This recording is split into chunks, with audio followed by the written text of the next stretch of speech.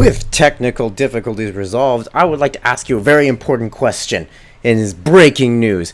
Would you know if your dogs are having sex at the water park? Find out tonight after these... Well, after the writer's workshop, of course. So, guten Abend alle, and welcome to the 21st installment of the writer's workshop. I'm still your newish host, Flammenwerfer, and... yeah, and today we'll be looking at a small little funny fic from a very well-known author on the site, Ocalhoun.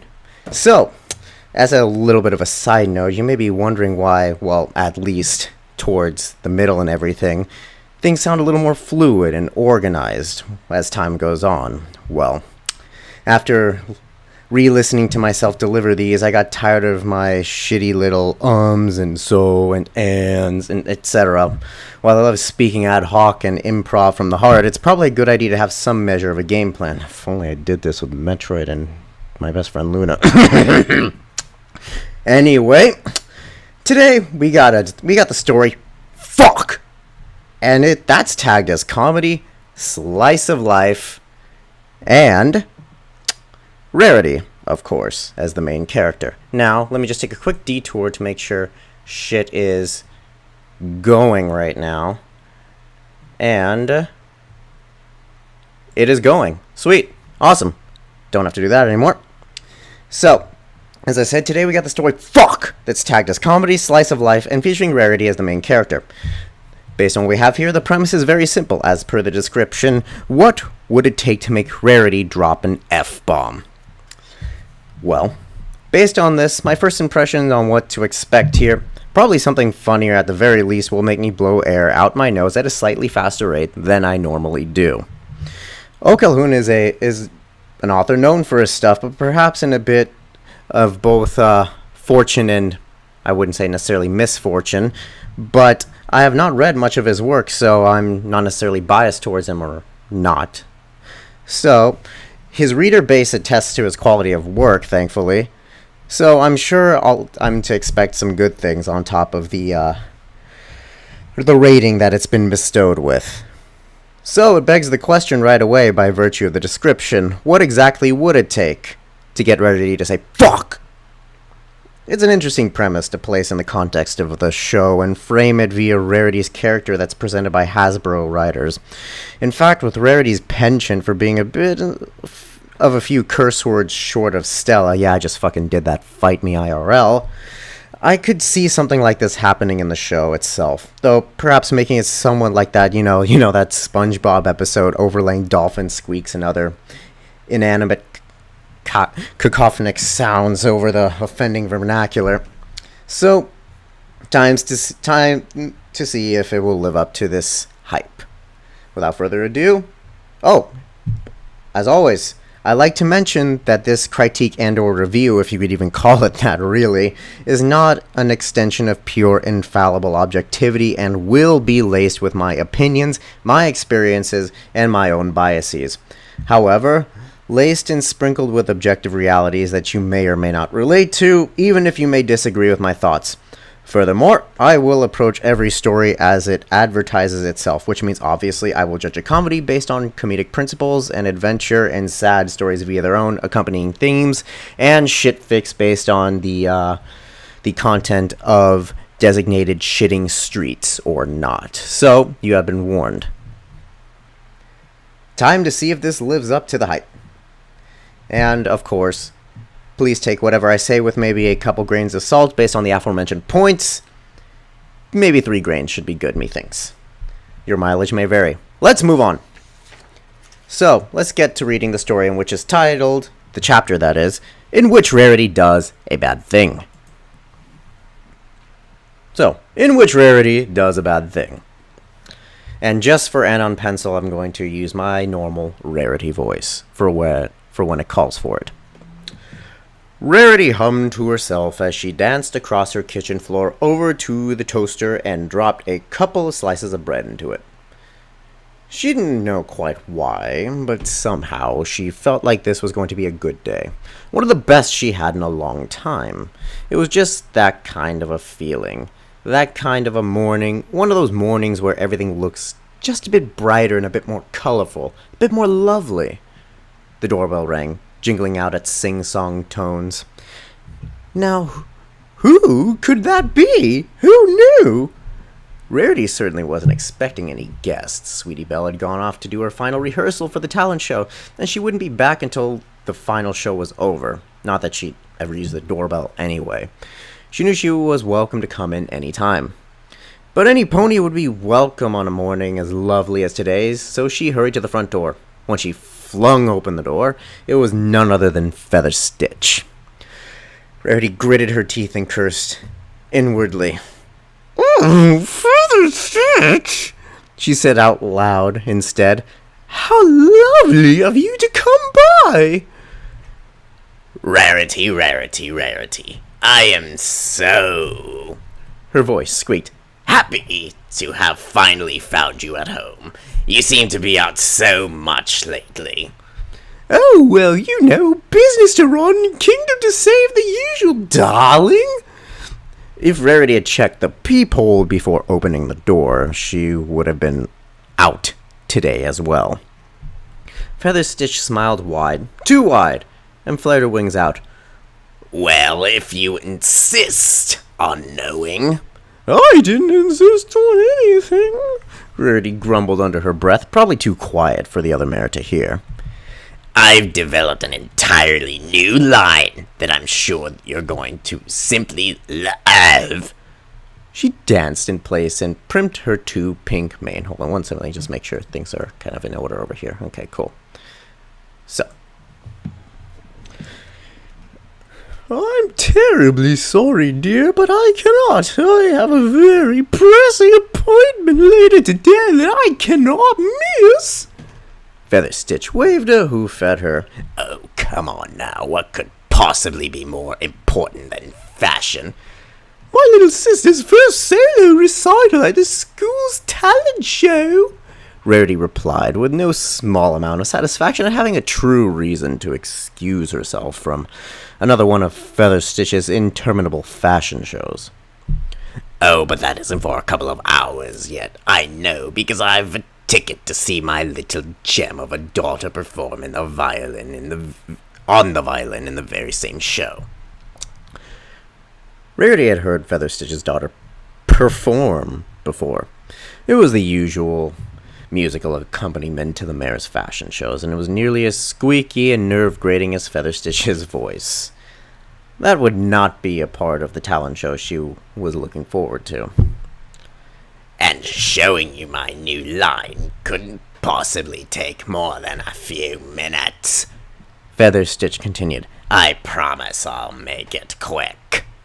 The last time Rarity had heard that promise, she had heard it many times, she'd ended up stuck with that irritating Pegasus for 8 hours, endlessly discussing potential alterations to a mostly potential line that honestly had no potential to begin with.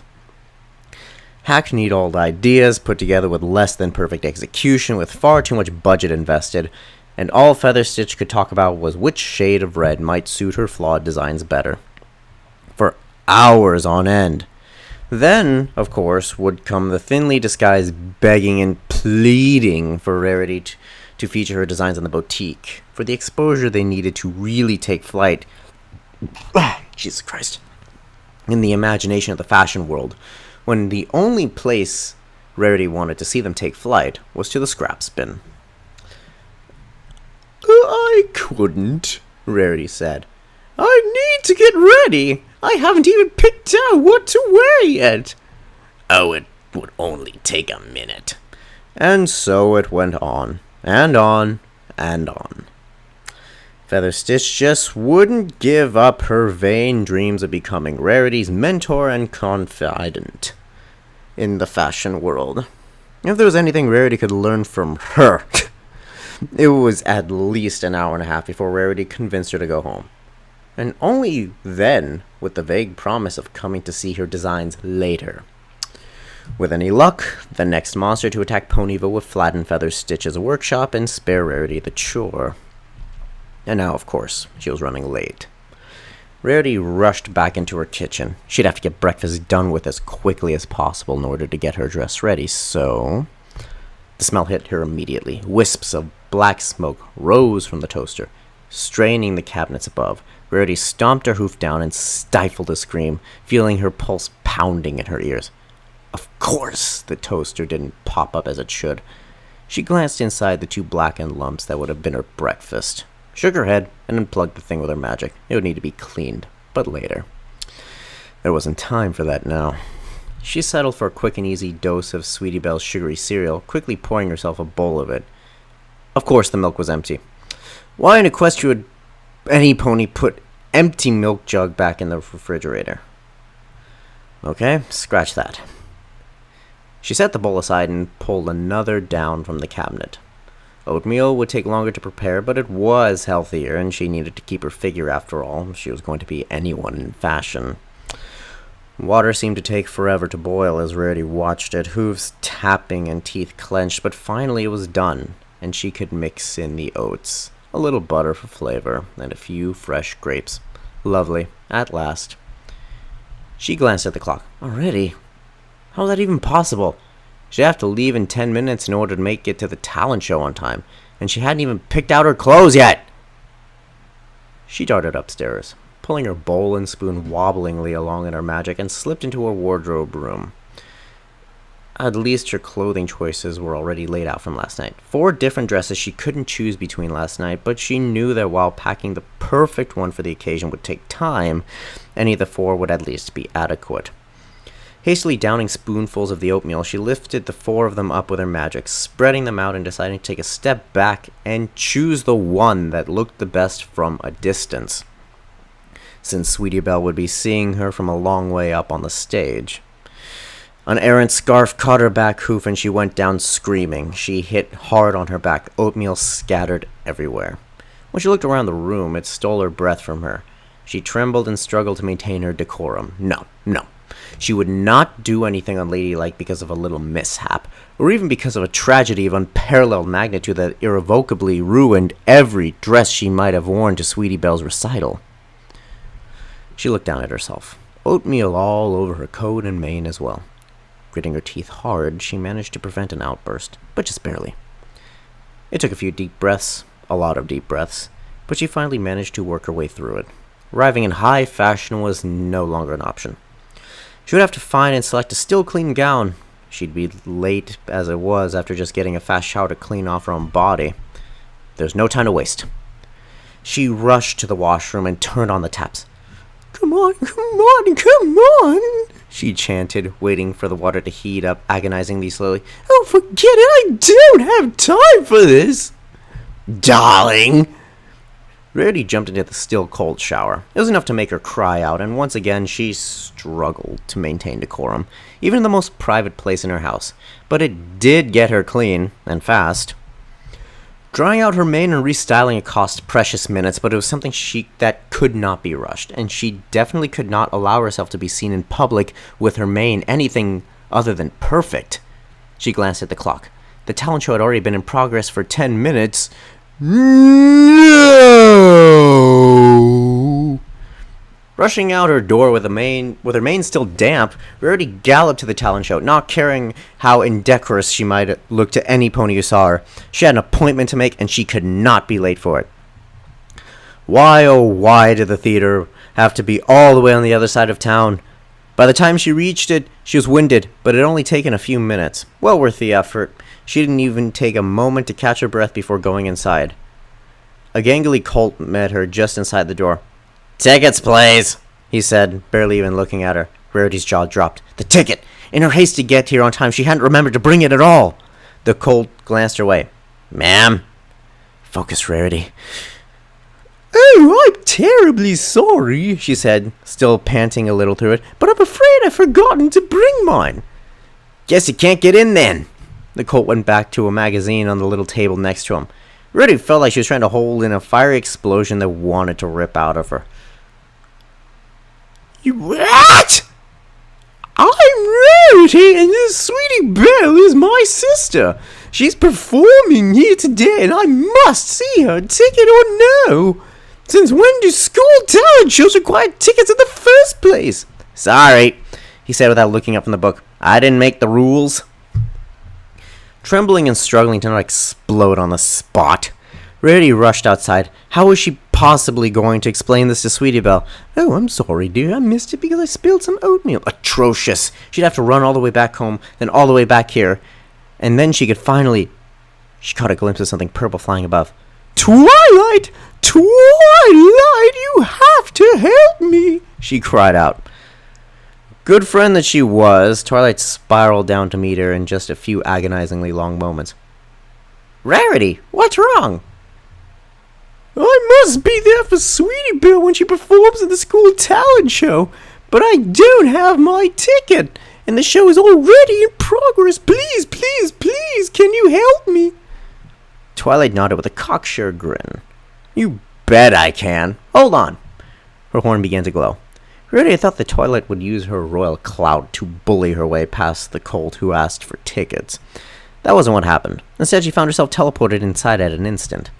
Who's were stamping in applause as she blinked her eyes and tried to adjust to the low light. She was in the back of the theater, in the aisle facing away from the stage. She turned as the applause died down to nothing, just in time to see Sweetie Belle slip behind the curtain. Fuck! She screamed at the top of her lungs, right into the now quiet theater. Every single pony in the audience turned to stare at her. More than a few of them were covering their children's ears. For a long moment they stared at her, and she stared back. Her face was getting hot, and she knew she must be blushing fiercely.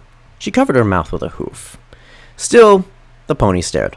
The next act should have been starting by now, but her outburst must have disrupted even that. She fled. What else was there to do?